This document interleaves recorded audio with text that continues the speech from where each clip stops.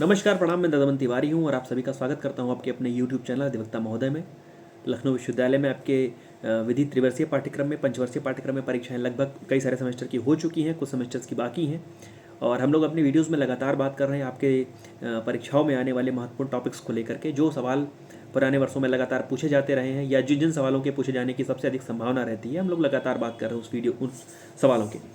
आज के अपने इस वीडियो में हम बात करने वाले हैं एलएलबी 3 ईयर कोर्स में, जो थर्ड ईयर के 5th सेमेस्टर में, 5वें सेमेस्टर में आपके इलेक्टिव ग्रुप में, क्रिमिनोलॉजी ग्रुप में, जो B2 पेपर नंबर B2 है, क्रिमिनोलॉजी एंड पेनोलॉजी को लेकर के। तो अपराध शास्त्र को लेकर के हम बात करने वाले हैं। 4 यूनिट है इसमें सिलेबस में आपके। क्रिमिनोलॉजी का पहला तो नेचर स्कोप है, दूसरे में स्कूल ऑफ क्रिमिनोलॉजी है, तीसरी यूनिट आपकी क्राइम्स को लेकर के है और चौथी यूनिट जो है क्रिमिनल जस्टिस स्ट्रक्चर को लेकर के है। इन चारों यूनिट के महत्वपूर्ण सवालों को लेकर के हम लोग इस वीडियो में बात करने वाले हैं। तो आइए कि करके सवालों की बात करें। सबसे पहला तो जो क्रिमिनोलॉजी का जो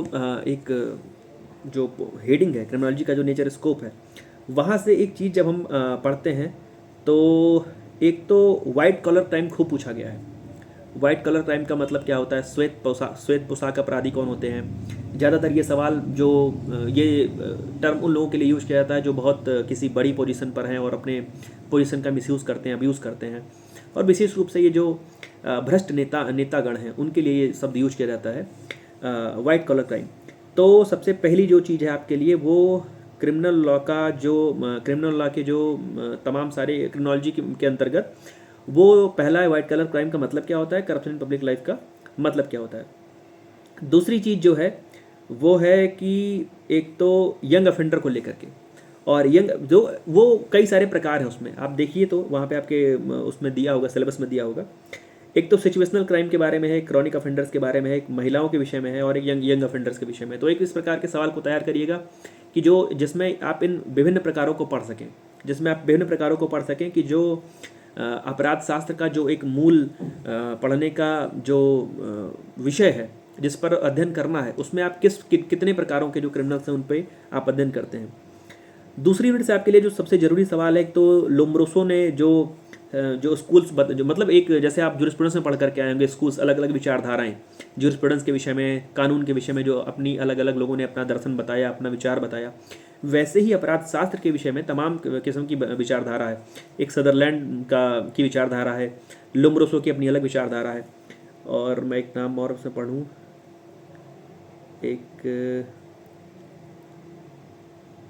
एक लोम्ब्रोसो का है और एक है सदरलैंड का और एक है रेकलेस का सोशल वल्नरेबल थ्योरी है, मल्टीपल कॉजेशन थ्योरीज है।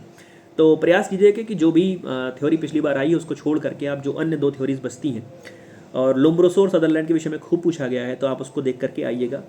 वो दोनों कभी कभी तो वो सवाल दोनों बड़े सवालों के तौर पर पूछे गए हैं, लेकिन कभी कभी सवाल ए बी करके पूछे गए हैं। उसके आगे हम बढ़ें तो चौथी यूनिट से आपके लिए जो सबसे ज़रूरी सवाल है, क्रिमिनल जस्टिस का जो स्ट्रक्चर है, जो इसका एडमिनिस्ट्रेशन है, उसको लेकर के सवाल, वो बहुत ज़रूरी सवाल है। और क्रिमिनल जस्टिस स्ट्रक्चर में आपको थोड़ा सा आसानी इसलिए भी हो जाएगी क्योंकि आप CRPC में जो कॉन्स्टिट्यूशन है, जो हायरार्की है, आप कोर्ट्स की पढ़ करके आते हैं। तो क्रिमिनल जस्टिस के एडमिनिस्ट्रेशन में, या बोलें अपराधों के न्याय निर्णय में जिन लोगों की भूमिका है, जिन लोगों की सहभागिता है, उनके विषय में, उनके अधिकारों के विषय में, उनके संगठन के गठन के विषय में कायदे से पढ़ करके आइएगा। उसके बाद हम आगे बढ़ते हैं। तो जो एक तीसरी यूनिट में एक सवाल जो जरूरी है, जो घटक हैं, जो कारक हैं, कौन कौन से कारक हैं, कौन कौन से रिस्पॉन्सिबल फैक्टर हैं जो क्राइम को एक तरीके से देखें तो बढ़ा रहे हैं। जैसे एक उसमें सिलेबस में अगर मैं पढ़ूँ तो इन्वायरमेंट के विषय में लिखा हुआ है, होम के विषय में लिखा हुआ है, कम्युनिटी इन्फ्लुएंस के विषय में लिखा हुआ है, अर्बन रूरल क्राइम्स। तो ऐसे भी सवाल पूछे जाते रहे हैं कि किस प्रकार से कोई व्यक्ति अपने घर में, जैसे किसी के घर में ऐसा माहौल है, तो कैसे वो जो बच्चा है वो अभ्यस्त अपराधी कैसे होता जाता है, क्योंकि बचपन से वो अपने घर में वो चीज़ देख रहा है, या उसके सोसाइटी में, उसके एनवायरनमेंट में अगल बगल वो चीज़ हो रही है, तो उन चीज़ों से कैसे प्रभावित हो रहा है। तो जो भी एक व्यक्ति, एक बच्चे को बोलें या किसी साधारण व्यक्ति को एक अपराधी बनने को विवश करने वाली परिस्थितियाँ हैं, या बोले लुभाने वाली जो परिस्थितियाँ हैं, जो लुभाने वाले कारक हैं, वो कौन से हैं, उसको आप कायदे से पढ़ करके आइएगा। आगे हम बढ़ें तो एक जो एट्रोसिटीज़ हैं अगेंस्ट शेड्यूल काडर्स, उसको भी कायदे से देख लीजिएगा। और किस प्रकार से, जो कहें तो निम्न जातियों का जो शोषण होता है या उनके विरुद्ध जो अपराध होते रहे हैं उनका एक क्या उनका क्या नेचर रहा है, उनकी प्रकृति क्या रही है, उसका कारण क्या रहा है, उसका मूल कारण क्या रहा है, क्या किसी वर्ग का अपने अधिकारों को ना जानना कारण रहा है या किसी वर्ग के द्वारा अपने प्रेरोगेटिव्स का, अपने विशेषाधिकारों का उल्लंघन करना उसका कारण रहा है। तो वहाँ से एक सवाल आपको मिलने की उम्मीद रहती है।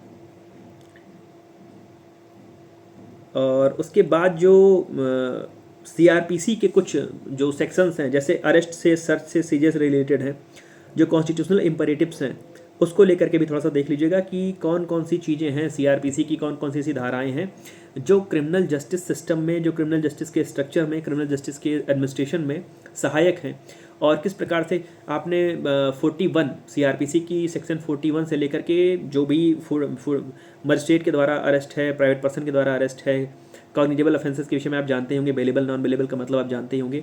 तो थोड़ा सा सीआरपीसी को रिकॉल करके आइएगा, और जो अरेस्ट को लेकर के, सर्च को लेकर के, सीजर को लेकर के जो मुख्य बिंदु हैं, जो मुख्य आर्टिकल्स हैं, उनको कायदे से पढ़ लीजिएगा।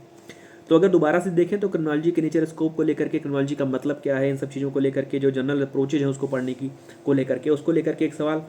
उसके बाद जो दूसरा सवाल है वो जो तमाम सारे किस्म के अपराधी हैं उनको लेकर के सवाल, वाइट कॉलर क्राइम को लेकर के सवाल, स्कूल्स को लेकर के सवाल। स्कूल में आप लोम्ब्रोसो की जो थ्योरी है, जो सदरलैंड की थ्योरी है, दोनों कायदे से पढ़ लीजिएगा। मल्टीपल कॉजेशन थ्योरी जो है उसको भी खूब पूछा गया है। जो भी रिस्पॉन्सिबल कॉज, जो भी फैक्टर्स हैं उनको लेकर के कायदे से तैयार होकर के आइएगा। घेटो को लेकर के कभी कभी छोटी टिप्पणी पूछी गई है, GHETTO, घेटो का मतलब क्या होता है, उसको लेकर के भी थोड़ा सा सतर्क होकर के आइएगा। और वहाँ से जो शेड्यूल कार्डर्स को लेकर के उनके अगेंस्ट एट्रॉसिटीज है उसको भी लेकर के थोड़ा सा तैयार रहिएगा। और चौथी यूनिट में अगर देखें तो क्रिमिनल जस्टिस का जो स्ट्रक्चर है, जो क्रिमिनल जस्टिस का एडमिनिस्ट्रेशन है, आपराधिक न्याय निर्णयन की जो प्रणाली है, पद्धति है, और जो उसकी एक हायरार्की है, कई सारे चरण में वो बटा हुआ है, उसको लेकर के कायदे से तैयार रहिएगा। और जो कॉन्स्टिट्यूशनल इम्परेटिव्स हैं, सर्च को लेकर के, सीजर को लेकर के, अरेस्ट को लेकर के, प्लस सीआरपीसी के जो प्रोविजंस हैं उनको लेकर के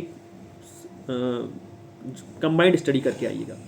तो क्रिमिनोलॉजी का जो आपका पेपर है, क्रिमिनोलॉजी के पेनोलॉजी का, ये आपका हो जाएगा। ऑनर्स में इसमें एक चीज़ विक्टिमोलॉजी भी जुड़ करके आती है।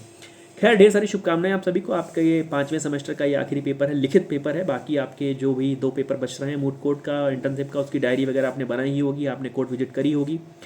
तो उसको लेकर के यदि आपके मन में कोई प्रश्न होगा तो कमेंट बॉक्स में आकर के लिखिएगा, उसमें भी कुछ आपकी मदद करने का प्रयास किया जाएगा। ढेर सारी शुभकामनाएं आप सभी को। आपके संबंधित कुछ भी नया अपडेट होगा तो जल्दी लेकर के उपस्थित हो जाऊँगा। तब तक जुड़े रहिए मेरे साथ। धन्यवाद, प्रणाम।